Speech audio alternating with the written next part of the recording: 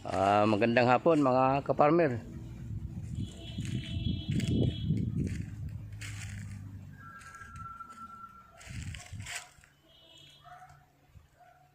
Itong pinapakita ko po sa inyo, ito yung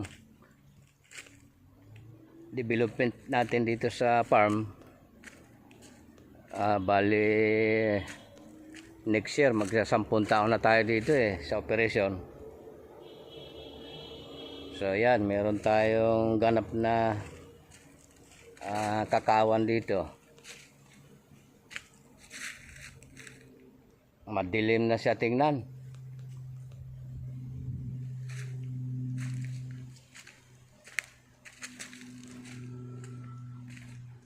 At nagbubungahan na yung mga ating tinanim. Lalo na yung mga buko, yung mga nyog. Ganon din yung mga kakao. Pati yung mga kasoy. Ayan, katulad ng kasoy na to na ating pinunla, galing na ito dyan sa ating tinanim.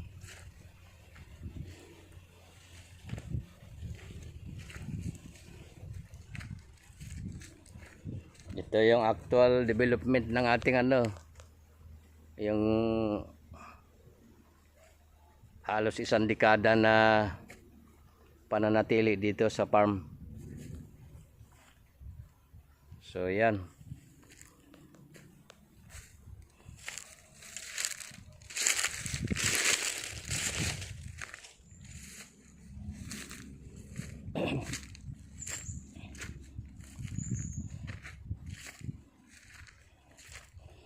Akyat tayo dito sa taas para makita natin yung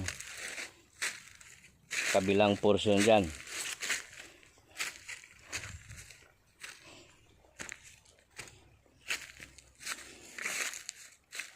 So yan kasalukuyan nagpapatabas tayo dito. Ito nung sumuot ako dito, hindi pa ito malinis. Napalinis na natin. Ayan na po yung mga avocado natin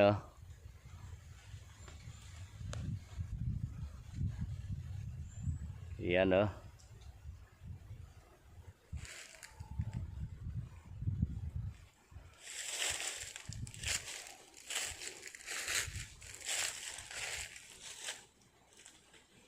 marami pong bunga yung avocado.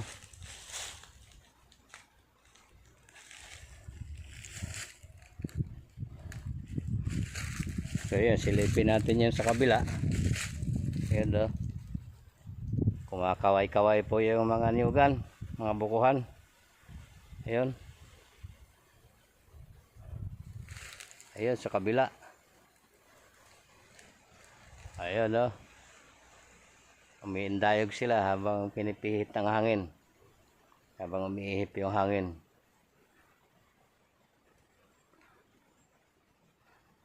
Ayan po. So yan yung mga avocado, mga namumunga na. Ayan.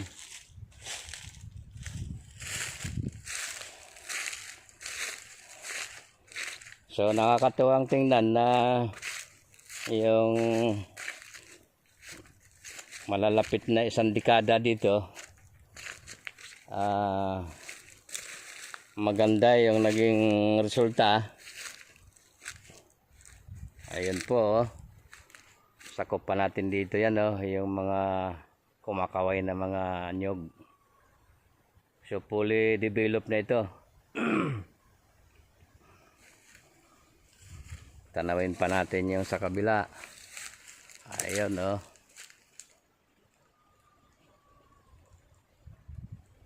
So ito lang muna isang portion yung natin. May ikutan. So yan yung sinasabi ko. Napakalusog ng mga damo. Kung meron na sana tayong baka, ay kamuraan pa naman kasi pinag-grass cutter ko yan ng nakaraan. nitong umulan, nagsibol sila ng bago. Nako, gustong gusto ng baka po yan. Yan yung sinasabi ko na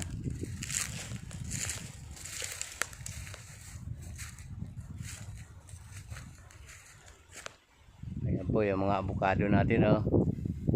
Meron pong haba, meron ding bilog. Ayan, katulad nito, bilog. Makapal po ang laman yan. Maliliit lang ang buto.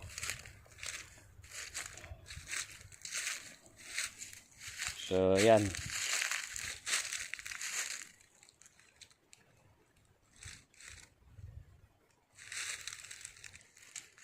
Lai, kunin mo tong sasaan dito sa kakalawit, oh. Dito sa may punong avocado.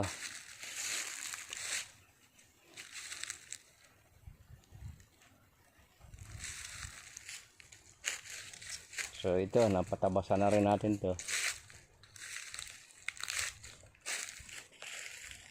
Ayan yung mga avocado.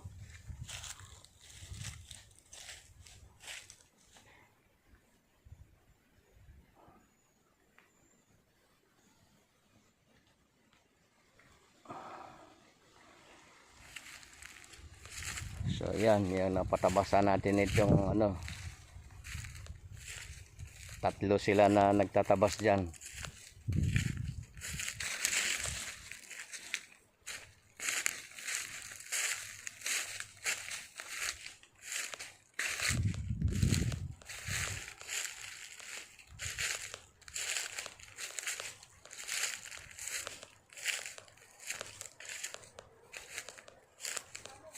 Yan, oh. So nandito na tayo ngayon sa kabilang, medyo maganda yung space. Ayan, makikita natin ngayon dito yung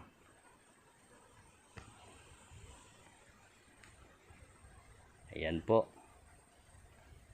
Ayan po yung development natin. Halos 10 years, mag-iisang dekada tayo dito. So yan. Palagay ko matuwa sa atin dito ang gobyerno. Kasi ginawa natin siyang productive. Ayun. Sakop po yan lahat dito. Dito sa area ng ito, namukod-tangi po itong sa amin na ganito na yung estado.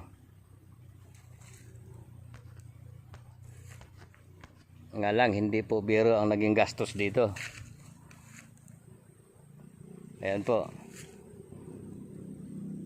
Basta yung may mga nyug na yan na nangingibabaw, dito po sa atin lahat yan.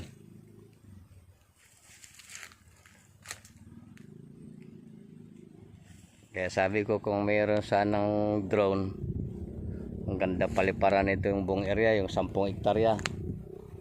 Fully developed na siya. So ito pa, oh, pakita ko pala yung dito sa may dahilig na to. Ayan, oh, katumbas ng napier yan. Ano yan, semi napier yan. Paborito din ng mga hayop yan na sumisibol.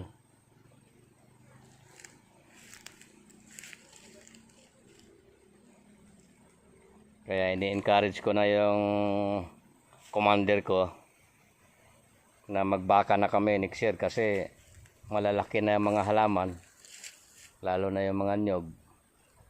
Hindi na nila masisira yan sa paggagala nila dyan, magagala sila. So gagawin natin parang style ranso na pre sila, malaya silang manginginain dyan. At pagdating ng hapon, babalik sila doon sa kanilang kwadra. So yan mga kaparmer, bahagi ng plano. So punta pa tayo dito sa kabilang portion.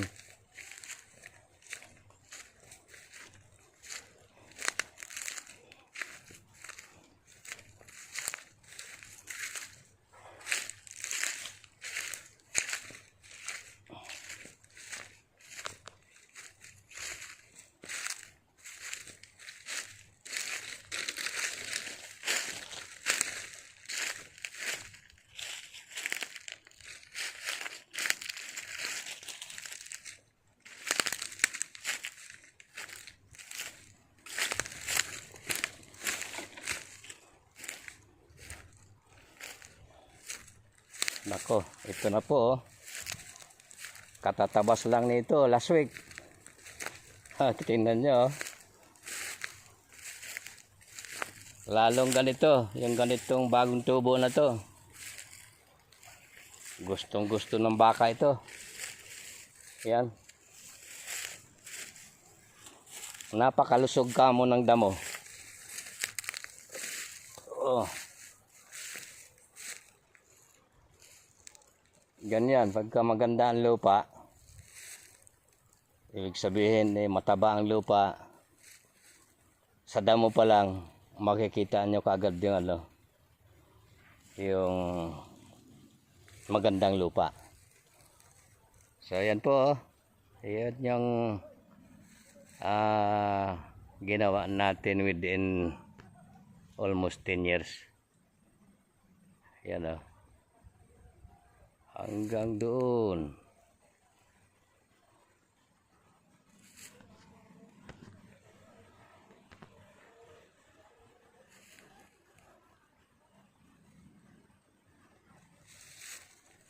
Ayan yung area natin.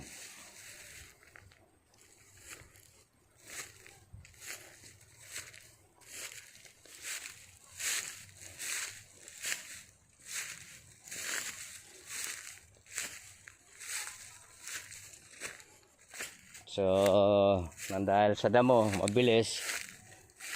Mayroon akong nito video nung pinatabasan ko ito. Tingnan naman nyo ngayon. Yan Kaya alisin na lang yung mga pinya malamang dyan, ililipat natin na ibang lugar. At ito, gagalaan na ng hayop to nung pagka nakapag-alpas tayo ng baka. Yan gustong gusto ng baka ito. So sila na rin maglilinis dyan. Mababawasan yung natin, yung maintenance mababawasan. Kasi yung baka na yung hayop na yung maglilinis dyan, kakainin nila yan.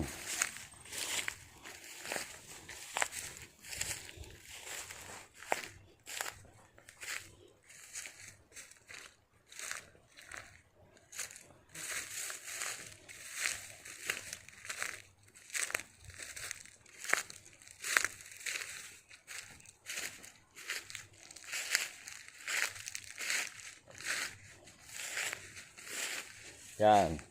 Sus. Napakaganda ng mga damo.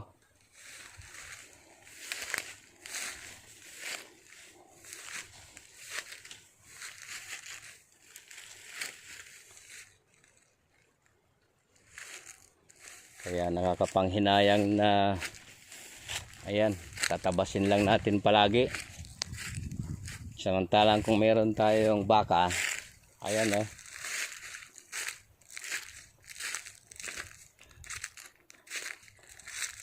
baka na mismo yung maglilinis dyan. Ganda ng damo. Talagang napakalusog.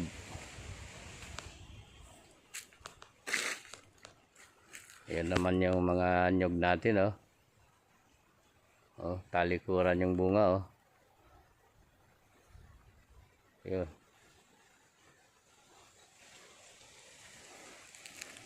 So simula na magiging productive na itong area na to.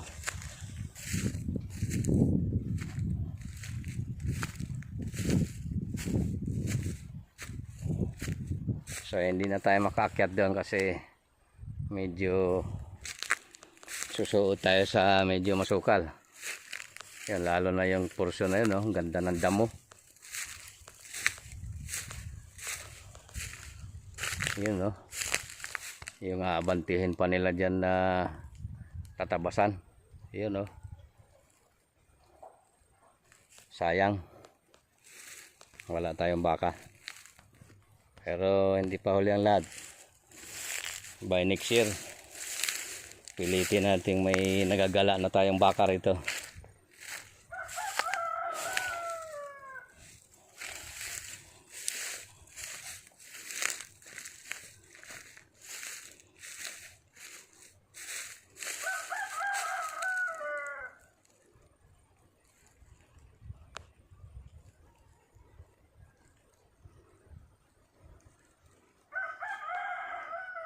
Yan, umaliwalas ulit yung langit. Napakainit ng itong araw na to sa kakahapon. So puro dilig yung mga tauhan natin.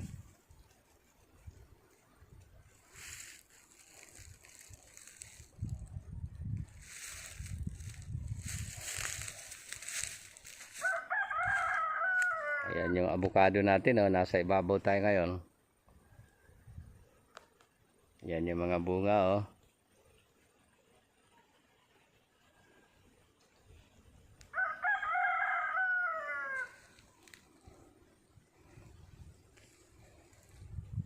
Sige mga ka-farmer, maraming salamat sa inyong panonood, lalo na sa mga avid viewers ni Tatang. Maraming salamat sa inyo. At yung iba pa na newly viewer, sana po ay mag-subscribe po. Nagsa ganun madagdagan yung ating subscriber at mayroon pong patutunguhan na maganda yan. Hindi ko na lang ulit-ulitin, baka naman masyadong tawag dito, lalabas tayo na parang nagyayabang na lang.